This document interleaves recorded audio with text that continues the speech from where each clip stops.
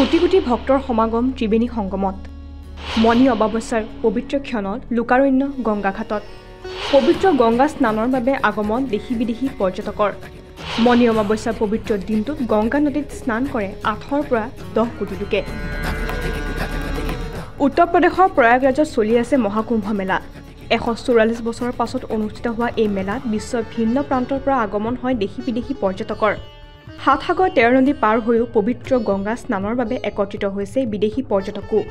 উল্লেখযোগ্য যে পবিত্ৰ মণি অমাৱস্যা উপলক্ষে বুধবাৰৰ দিনটোত কোটি কোটি ভক্তপ্ৰাণ ৰাইজেৰে মুখৰিত হৈ পৰে ত্ৰিবেণী সংগম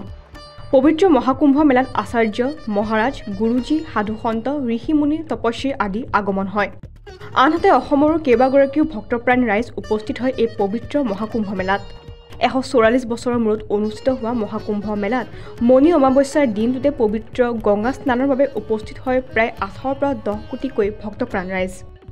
উল্লেখযোগ্য যে মহাকুম্ভ মেলাৰ প্ৰথম দিনটোতে প্ৰায় 3.5 কোটি ভক্তপ্ৰাণ ৰাইজ গংগা নদীত স্নান কৰাৰ লগতে উপস্থিত হয়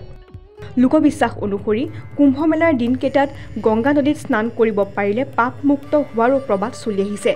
13 জানুৱাৰীৰ পৰা অনুষ্ঠিত হোৱা এই মহাকুম্ভ মেলাৰ অন্ত পৰিব শিৱৰাত্ৰিৰ সময়ত